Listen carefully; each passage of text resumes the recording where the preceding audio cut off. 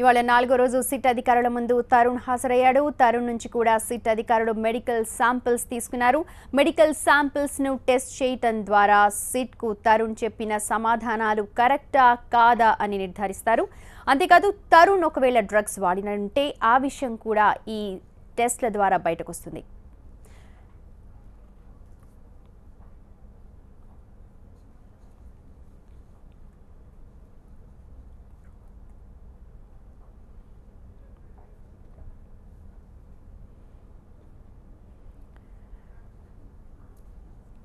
Right, SIT office దగ్గర ఎలాంటి పరిస్థితులు ఉన్నాయి? వాళ్ళ 4వ రోజు విచారణకు తరుణ్ హాజరయ్యాడు. సుదీర్ఘంగా నిన్న సుబ్బరాజును విచారించారు 12:30 గంటల పాటు. మరి తరుణ్ని ఇవాళ ఎంతసేపు విచారిస్తారో మనకు మరి కాసేపట్లో తెలుస్తుంది. మా ప్రతినిధి రోహిత్ ఉన్నారు ఆబ్కారీ భవన్ దగ్గర, అప్డేట్స్ అందిస్తారు. రోహిత్.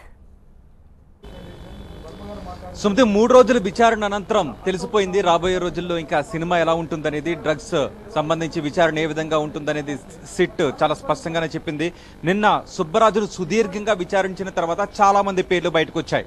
ఈ రోజు 4వ రోజు తరుణ్ విచారిస్తున్నారు. సుమారు 7 గంటలుగా తరుణ్ విచారణ కొనసాగుతుంది. ఇంతకుముందే క్లూస్ టీమ్ కూడా వచ్చింది.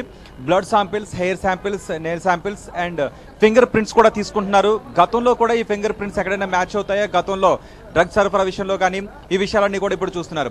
అండ్ తరుణ్ కేవలం సినిమా నటుడు మాత్రమే కాదు, పబ్ బిజినెస్లతో సంబంధం ఉన్నటువంటి వ్యక్తి కూడా. ఈ రోజు సిటీలో ఉన్న 16 పబ్ మేనేజర్లకు నోటీసులు జారీ చేశారు నిర్వాహకులకు. వాళ్ళందరినీ కూడా కార్యాలయానికి పిలిపించుకుని విచారించారు. సుమారు 15 మంది పబ్ నిర్వాహకులు ఇక్కడికి వచ్చారు. అకున్ సబర్వాల్ ముందు విచారణకు హాజరై వాళ్ళంతా కూడా వివరించారు. సంబంధాలు ఉన్నట్లయితే వాళ్ళపైన కూడా కఠిన చర్యలు తీసుకుంటామని చెప్తున్నారు. ఇప్పుడు తరుణ్ కూడా ప్రశ్నలు సంధిస్తున్నారు. తరుణ్ పైన చాలా ప్రశ్నలు సంధించారు. అందులో కొన్ని ప్రశ్నలు మనం చూద్దాం.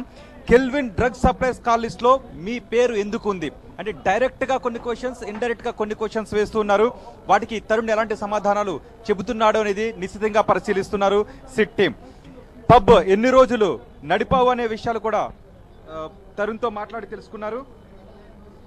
అంతేకాదు పబ్లలో ఎంతమంది ఈవెంట్ ఆర్గనైజర్లతో సంబంధం ఉంది, ఏ ఈవెంట్ వాళ్ళు డ్రగ్స్ సప్లై చేసేవారు, నెలలో 15 రోజులు గోవాలో ఎందుకుంటాం, 15 రోజుల పాటు తరుణ్ గోవాలోనే ఉంటాడు. ఇక్కడ ఆన్ పబ్ ను నిర్వహించిన తరుణ్ తర్వాత ఆ పబ్ పై ఆరోపణలు రావడంతో గోవా వెళ్ళిపోయాడు. గోవాలో బీచ్ హౌస్లు, క్లబ్ హౌస్లు నిర్వహిస్తున్నాడు. సో 15 రోజుల పాటు అక్కడ ఎందుకుంటావు, గోవాలో డ్రగ్స్ అందించే వాళ్ళు ఎవరు, అండ్ గోవాలో బీచ్ హౌస్ లో డ్రగ్స్ వాడుతున్నావు నిజమా కాదా, సినిమాలు వదిలేసి డ్రగ్స్ దందా స్టార్ట్ చేశావు నిజమా కాదా, హైదరాబాద్ లో చాలా మంది పబ్ ఓనర్లతో మీకు సంబంధాలు ఉన్నాయా, అవి ఎలాంటి సంబంధాలు, పబ్స్ లో డ్రగ్స్ సేవించినట్టు ఉన్న ఆధారాలకి మీ దగ్గర ఉన్న సమాధానాలు ఏంటి. వీటితో పాటు ఇంకా చాలా క్వశ్చన్స్ అడుగుతున్నారు.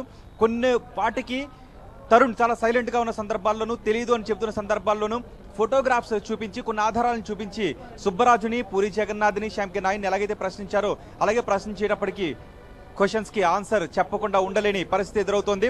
సుమారు 7 గంటల పాటుగా తరుణ్ని విచారిస్తూనే ఉన్నారు.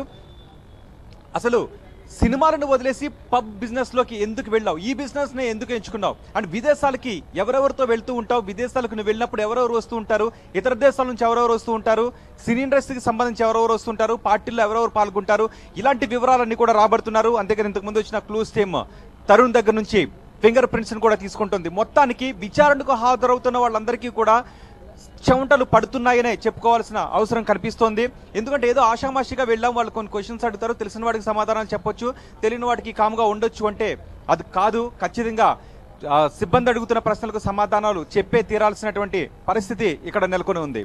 సుమతి, ఇప్పుడు తరుణ్ ఎంతసేపు విచారిస్తారన్నది కూడా ఆసక్తి. Right, carry on. నిన్న సుబ్బరాజును సుదీర్ఘంగా విచారించారు. శ్యామ్కి మొదటి రోజు పూరి జగన్నాథ్ని సుదీర్ఘంగా విచారించిన తర్వాత శ్యామ్కే నాయన్ కూడా అంతసేపు విచారించే అవకాశం ఉందనుకున్నారు. కానీ శ్యామ్కే నాయన్ చాలా తక్కువ సేపే విచారించారు. సుబ్బరాజు దగ్గరకు వచ్చేసరికి సుబ్బరాజును పూరి జగన్నాథ్ కంటే ఎక్కువసేపు, సుమారు 12:30 గంటల పాటు విచారించేటప్పటికి చాలా మంది పేర్లు వచ్చాయి. అండ్ సినీ ఇండస్ట్రీతో దశాబ్దాల కాలంగా సంబంధం ఉన్న వాళ్ళ కుమారులు కూడా లిస్ట్లో ఉన్నారు. అలాగే సినీ ఇండస్ట్రీలో ఒక సీనియర్ నటుడు కుమార్తె కూడా సంబంధం ఉంది. అంతేకాదు ఇంకా చాలా మంది ఎవరెవరికి సంబంధాలు ఉన్నాయో వాళ్ళందరి పేర్లు కూడా బయటకు లాగుతాం, కూకటి వేళతో వీటిని పెకిలించేస్తాం. కానీ పబ్ కల్చర్కి ఎక్కువగా సినీ ఇండస్ట్రీకి సంబంధించిన వాళ్ళు ఎక్కువగా దీనికి అడిక్ట్ అయి ఉన్నారు కాబట్టి, ఎక్కువగా ఇలాంటి పార్టీలు వాళ్ళు చోటు చేసుకుంటున్నారు కాబట్టి ముందు ఇక్కడ నుంచి పెకిలించడం మొదలెట్టాం. ఖచ్చితంగా ఏ ఒక్కరితోనూ కూడా వదిలేది లేదు అని చెప్తున్నారు. అంతేకాదు విచారణకు హాజరైన వాళ్ళు అడిగిన క్వశ్చన్స్కి స్ట్రైట్గా ఆన్సర్ చెప్పేస్తే తక్కువ సేపట్లోనే వాళ్ళని విచారణ అధికారి వదిలేసే అవకాశం ఉంటుంది. కానీ వాళ్ళు మొరాయించినట్లయితే నిన్న కూడా సుబ్రాజ్ చాలా వాటికి సమాధానం చెప్పలేనట్టుగానే తెలుస్తుంది. ఆ తర్వాత అకున్ సభరావు వచ్చిన తర్వాత మొత్తం ప్రశ్నావళులంతరినీ కూడా మార్చేశారు. అకున్ సభరావు వచ్చిన తర్వాత ప్రశ్నావళిని మార్చి అడిగినప్పుడు ముందు ఎలాంటి ఆన్సర్స్ ఇచ్చారు, తర్వాత ఎలాంటి ఆన్సర్స్ ఇస్తున్నారు అనేది మళ్ళీ మ్యాచ్ చేసుకుంటారు. వాళ్ళ ముఖ కవలికలు ఏ విధంగా ఉన్నాయి, వాళ్ళు ఎటువైపు చూస్తున్నారు, ఇవన్నీ కూడా మ్యాచ్ చేసుకున్న తర్వాత ముందు అడిగిన క్వశ్చన్స్కి ఇలా ఆన్సర్ చెప్పావు, ఇప్పుడు ఆన్సర్స్కి ఇలా చెప్తున్నావు అంటే ఖచ్చితంగా వాళ్ళు మళ్ళీ సమాధానం చెప్పాల్సి వస్తుంది. అప్పుడు చెప్తున్నారు మీకు తెలిసింది నిజాయితీగా నిర్భయంగా చెప్పండి అని మళ్ళీ అధికారులు వాళ్ళని అడుగుతున్నప్పుడు మళ్ళీ వాటికి ఆన్సర్ చెప్పాల్సిన పరిస్థితి వస్తుంది. అవి కూడా నిజమా కాదనేది వీళ్ళు విశ్లేషించుకుంటున్నారు. సో ఈ ప్రక్రియలోనే వాళ్ళు ఎక్కువ సమయం సుదీర్ఘంగా ఇన్ని గంటల పాటు విచారించాల్సినటువంటి పరిస్థితులు ఏర్పడుతున్నాయి. ఒకవేళ సిట్ అధికారులు అడుగుతున్న ప్రశ్నలకు వాళ్ళ దగ్గర ఉన్న సమాచారాన్ని నిర్భయంగా చెప్పేస్తున్నట్లయితే అవి వాళ్ళకి మ్యాచ్ అయితే వాళ్ళు అప్పటికి చాలు అని అనుకుంటే వాళ్ళని పంపించేసి మళ్ళీ ఎప్పుడైనా అవసరం అనుకుంటే పిలవచ్చు.